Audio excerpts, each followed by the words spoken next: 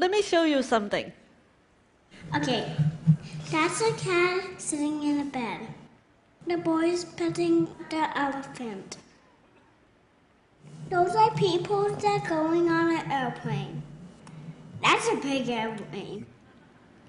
This is a 3-year-old child describing what she sees in a series of photos.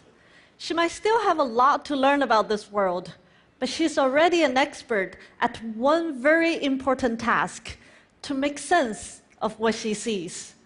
Our society is more technologically advanced than ever. We send people to the moon, we make phones that talk to us, or customize radio stations that can play only music we like. Yet, our most advanced machines and computers still struggle at this task. So I'm here today to give you a progress report on the latest advances in our research in computer vision, one of the most frontier and potentially revolutionary technology in computer science. Yes, we have prototype cars that can drive by themselves, but without smart vision, they cannot really tell the difference between a crumbled paper bag on the road, which can be run over, and a rock that size, which should be avoided. We have made fabulous megapixel cameras, but we have not delivered sight to the blind. Drones can fly over massive land, but not enough vision technology can help us to track the changes of the rainforests. Security cameras are everywhere, but they do not alert us when a child is drowning in a swimming pool. Photos and videos are becoming an integral part of global life. They're being generated at a pace that's far beyond any human or teams of humans could hope to view. And you and I are contributing to that at this TED. Yet our most advanced software are still struggling at understanding and managing this enormous content. So in other words, collectively as a society, we're very much blind because our smartest machines are still blind. Why is this so hard, you might ask? Cameras can take pictures like this one by converting lights into a two-dimensional array of numbers known as pixels. But these are just lifeless numbers. They do not carry meaning in themselves. Just like to hear is not the same as to listen, to take pictures is not the same as to see. And by seeing, we really mean understanding. In fact, it took Mother Nature 540 million years of hard work to do this task. And much of that effort went into developing the visual processing apparatus of our brains, not the eyes themselves. So vision begins with the eyes, but it truly takes place in the brain.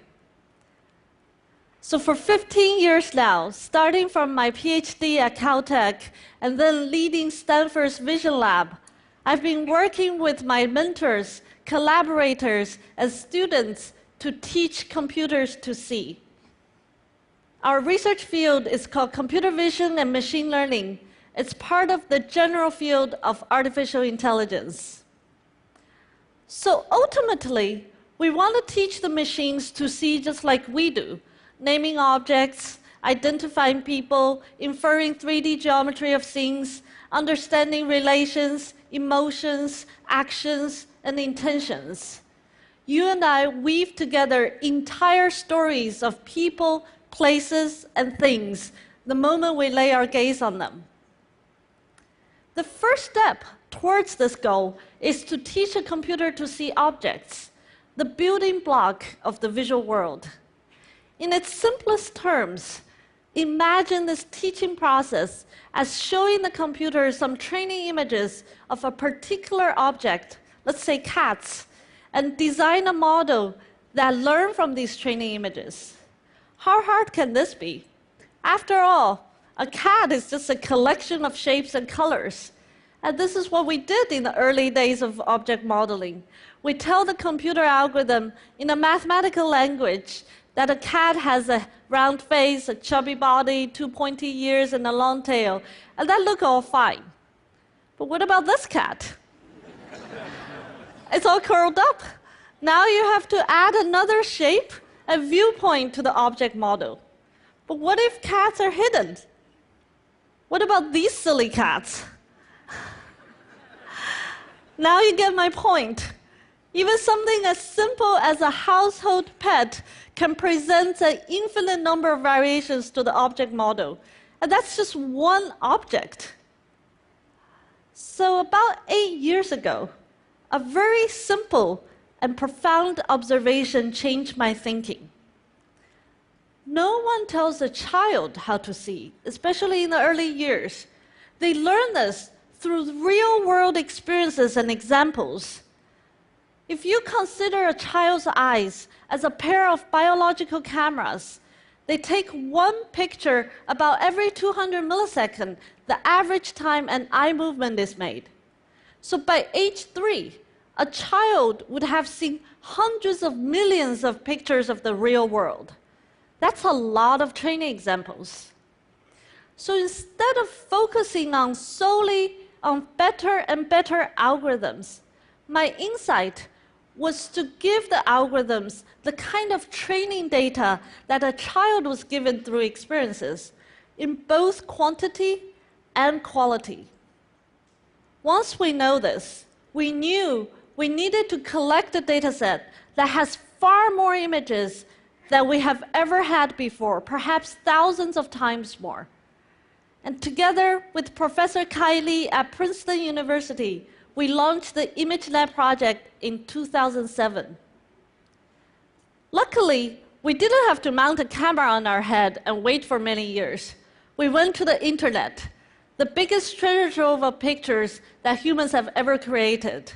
We downloaded nearly 1 billion images and used the crowdsourcing technology like Amazon Mechanical Turk platform to help us to label these images. At its peak, ImageNet was one of the biggest employers of the Amazon Mechanical Turk workers. Together, almost 50,000 workers from 167 countries around the world helped us to clean, sort, and label nearly 1 billion candidate images.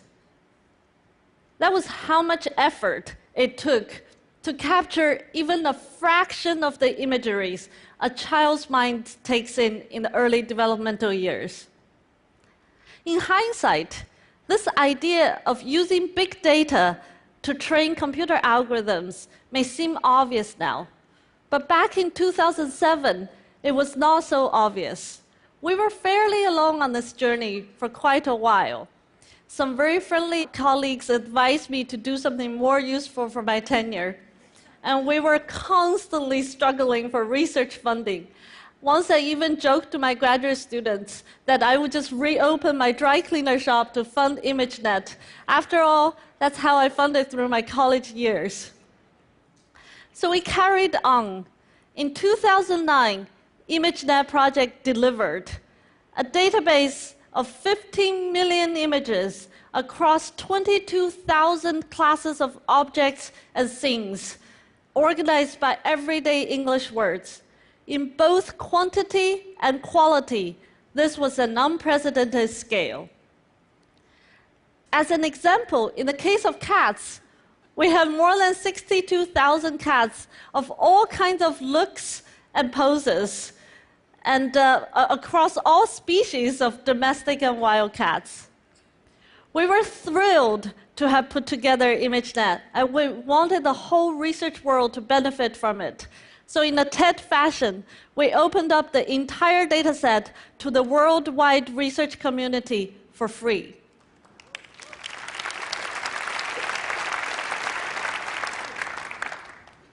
Now that we have the data to nourish our computer brain, we're ready to come back to the algorithms themselves.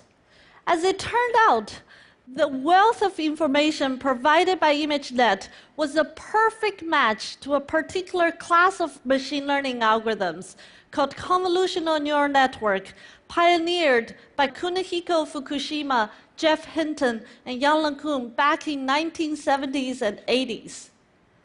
Just like the brain, is consisted of billions of highly connected neurons. A basic operating unit in a neural network is a neuron-like node. It takes input from other nodes and sends output to others. Moreover, these hundreds of thousands or even millions of nodes are organized in hierarchical layers, also similar to the brain. In a typical neural network we use to train our object recognition model, it has 24 million nodes, 140 million parameters, and 15 billion connections. That's an enormous model. Powered by the massive data from ImageNet and the modern CPUs and GPUs to train such a humongous model, the convolutional neural network blossomed in a way that no one expected. It became the winning architecture to generate exciting new results in object recognition. This is a computer telling us this picture contains a cat and where the cat is.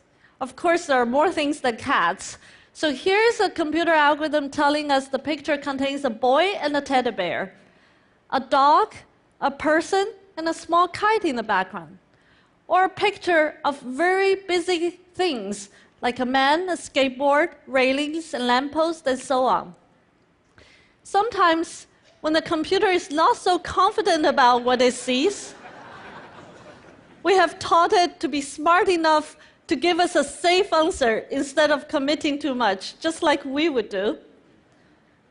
But other times, our computer algorithm is remarkable at telling us what exactly the objects are, like the make, model, year of the cars. We apply this algorithm to millions of Google Street View images across hundreds of American cities, and we have learned something really interesting. First, it confirmed our common wisdom that car prices correlate very well with household incomes. But surprisingly, car prices also correlates well with crime rates in cities or voting patterns by zip codes. So wait a minute, is that it?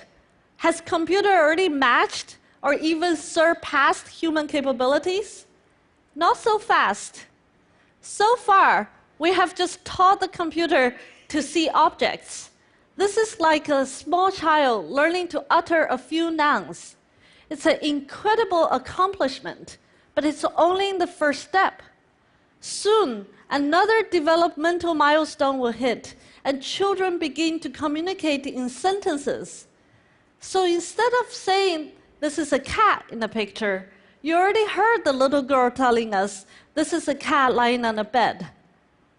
So to teach a computer to see a picture and generate sentences, the marriage between big data and machine learning algorithm has to take another step.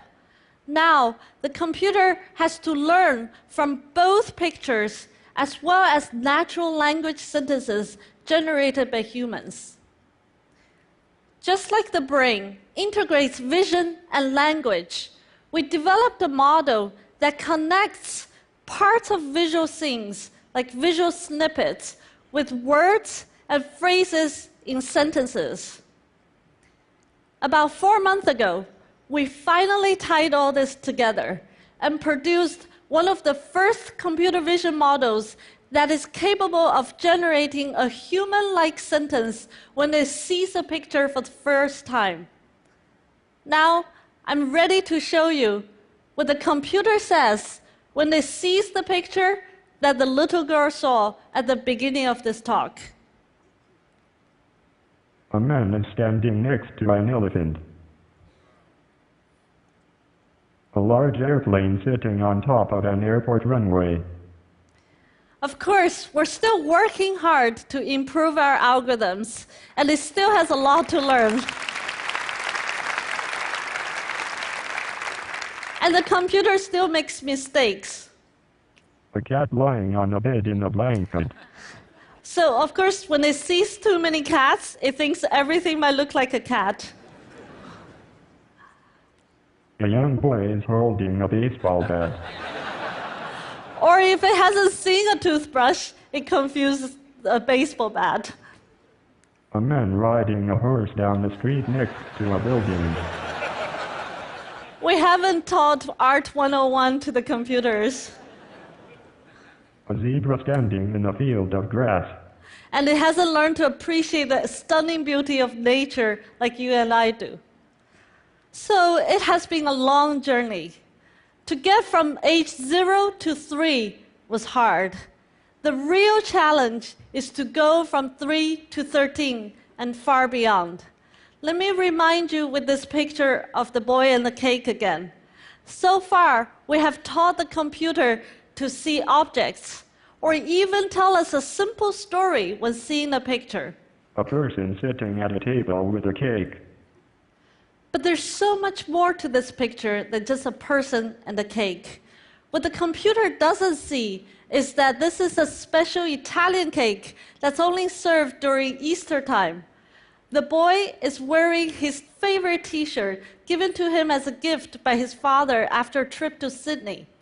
And you and I can all tell how happy he is and what's exactly on his mind at that moment. This is my son, Leo. On my quest for visual intelligence, I think of Leo constantly and the future world he will live in. When machines can see, doctors and nurses will have extra pairs of tireless eyes to help them to diagnose and take care of patients. Cars will run smarter and safer on the road. Robots, not just humans, will help us to brave the disaster zones to save the trapped and wounded. We will discover new species, better materials, and explore unseen frontiers with the help of the machines. Little by little, we're giving sights to the machines. First, we teach them to see. Then they help us to see better. For the first time, human eyes won't be the only ones pondering and exploring our world. We will not only use the machines of their intelligence, we will also collaborate with them in ways that we cannot even imagine. This is my quest, to give computer visual intelligence and to create a better future for Leo and for the world. Thank you.